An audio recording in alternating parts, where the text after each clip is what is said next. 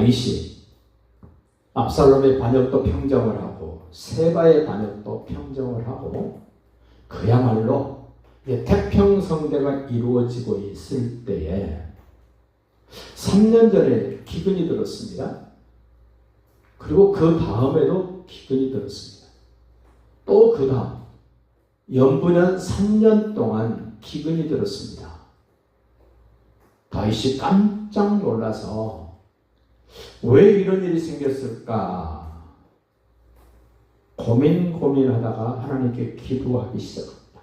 하나님, 무슨 일 때문에 1년도 아니고 2년도 아니고 3년 동안 계속 연이어서 기근이 들어서 백성들이 무척 살기 힘든 나에게 맡겨주신 이스라엘이라는 나라가 무척 먹고 살기 어려워졌습니다. 하나님, 무슨 일로 이런 일이 벌어졌는지 알려주십시오 라고 기도를 합니다. 그랬더니 사울 왕이 기브온 사람 몇을 죽인 것을 하나님은 기억하시고 기브온 사람을 위하여 이스라엘 전체에게 3년 연분연 기근을 내리셨다는 겁니다. 2절 보십시오. 기브온 사람은 이스라엘 족속이 아니었습니다. 그들은 가나안 땅에 살고 있었는데 여호수아가 하나님의 백성들을 이끌고 가나안 땅에 들어가서 가나안 땅에 살고 있는 7 족속을 다 죽여야 되는데 이 기브온 족속들이 꾀를 냈습니다. 우리 이렇게 가만히 있다가는 저 여호와의 백성된 이스라엘 사람들이 우리에게 진격해 오면 우리는 꼼짝없이 죽는다. 그것을 알고 이 기브온 사람들이 꾀를 내서 신발도 떨어지고 옷도 낡아지고 빵도 곰팡이라는 것을 가지고 여호수아에게 왔습니다. 너희들 어디서 왔느냐 그랬더니 저 먼 나라에서 왔습니다. 속인 겁니다. 살기 위해서 하나님 편으로 오기 위하여 거짓말을 합니다. 그리고 최선을 다합니다. 그렇게 해서 여호수아가 화해를 하고 받아줍니다. 나중에 알고 봤더니 기브온 족속인 것을 알았습니다. 그런데 이 기브온 족속에 대해서 오늘 2절에서 뭐라 그러시나 보십시오. 그들은 아모리 사람 중에서 남은 자 관심을 가지십시오. 이스라엘 족속들이 전에 그들에게 맹세하였거늘 사울이 왕입니다. 사울 왕이 이스라엘과 유다 족속을 위하여 열심히 이 기브온 족속들이 너무 열심히 일하는 것을 보고 기브온 사람들을 죽이고자 했더라. 이에 왕이 기브온 사람을 불러 그들에게 물으려 다윗 왕이 물어봤습니다. 내가 너희에게 어떻게 해주면 너희의 원한이 풀어지고 이스라엘 언약 백성들의 공동체를 위하여 함께 기도해 줄 수 있겠느냐? 이 문제의 해답. 3년 연이어 기근이 들었을 때 이걸 해결하는 방법 중에 방법은 기도하는 겁니다. 하나님께 묻는 겁니다. 하나님, 어찌하여 이런 일이 우리에게 생겼습니까? 그렇게 하나님이 알려줬습니다. 사울 왕이 기브온 사람을 죽인 그 사건 때문에 내가 기근을 통해서 깨닫게 했다. 그리고 기브온 사람에게 물었습니다. 어떻게 하면 너희들의 마음이 풀어지고 우리를 위하여 기도할 수 있겠느냐? 3절 보십시오. 다윗이 그들에게 기브온 사람들에게 묻되 내가 기브온 사람을 위하여 어떻게 하랴? 내가 어떻게 속죄하여야 기브온 사람 너희가 여호와의 기업을 위하여 복을 빌겠느냐? 공동체 사람들끼리 서로 복을 빌어야 됩니다.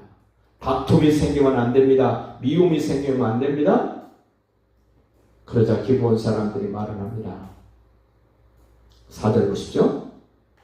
기브온 사람이 다윗에게 대답하되 사울과 그의 집과 우리 사이의 문제는 은금으로 해결할 수 있는 일이 아닙니다. 이스라엘 가운데서 사람을 죽이는 문제도 우리에게 있지 아니하니이다. 왕이 이르되 너희가 말하는 대로 내가 다 시행할 것이다. 말만 해라. 그들이 왕께 아뢰되 우리를 학살하였고 또 우리를 멸하여 이스라엘 영토 내에 머물지 못하게 하려고 모해한 사람 사울 집안 그의 자손 몇 사람을 7사람 우리에게 내주십시오. 우리가 사울의 고향 기브아에서 우리가 사울의 후손 몇 사람을 여호와 앞에 목매달아 죽이었습니다. 그런데 다윗의 고민이 생겼습니다. 사울 집안의 유력한 요나단의 아들 무비보셋이 지금 예루살렘에 다윗과 함께 있지 않습니까? 쉽게 그들을 해결해 주려면 무비보셋의 자녀들 잡아서 목매 달리면 됩니다. 그런데 참 기가 막힌 얘기를 합니다. 7절 봅니다. 그러나 다윗과 사울의 아들 요나단 사이에 서로 여호와를 두고 맹세한 것이 있으므로 사랑으로 맹세했습니다.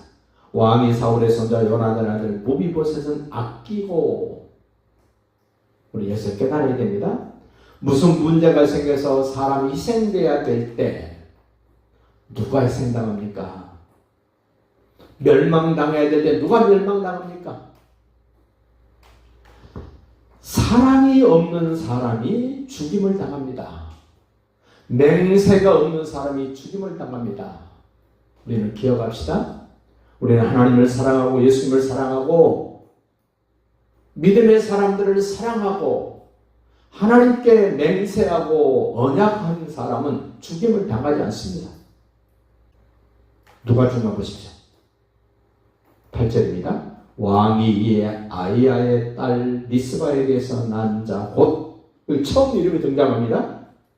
그의 두 아들 알모니와 무비보셋과 사울의 딸 메랍에게서 난 자 곧 모알라 사람 바르실의 아들 아드리엘의 5 아들을 붙잡 7명을 채웠습니다.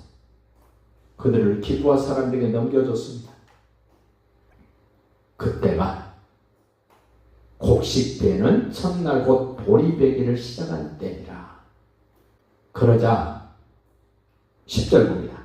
아야의 딸 리스바가 굵은 베옷을 가져다가 자기를 위하여 바위에 펴고 곡식배기 시작할 때부터 하늘에서 비가 시체에 쏟아지기까지 그 시체에 낮에는 공중에 새가 앉지 못하게 하고 밤에는 들짐승이 범하지 못하게 지켰다는 겁니다.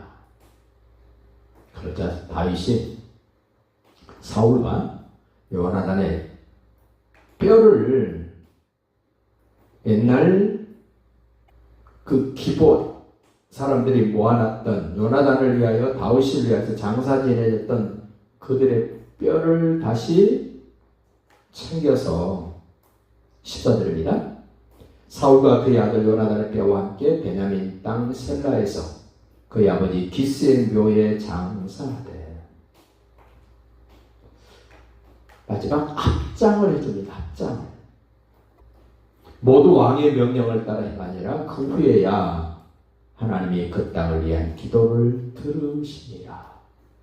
이제 하나님 편으로 돌아와야만이 살 수 있다라는 결론을 가지고 수단 방법을 가리지 않고 하나님 편으로 왔던 이 기브온 사람, 마땅히 멸망받아야 될 사람이었습니다.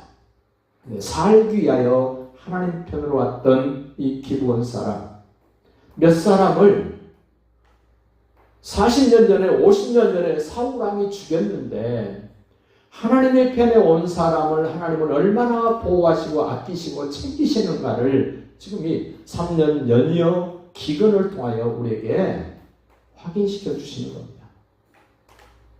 너 내 편으로 왔니?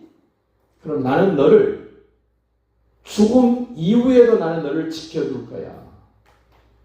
사울이 죽이고 사울도 죽었지만 그래도 하나님은 하나님의 편에 온 당신의 백성, 사랑하는 자를 위하여 어떤 일을 어떻게 하시는가를 우리에게 보여주시는 이 사건을 통하여 우리는 하나님의 편에 온 예수님 안에 있는 나를 하나님은 눈동자같이 지키시고 나를 보호하시고 챙기시고 보복하시는 하나님인 것을 다시금 기억하시고 오늘도 승리하시고 행복하시기를 예수님의 이름으로 축복합니다.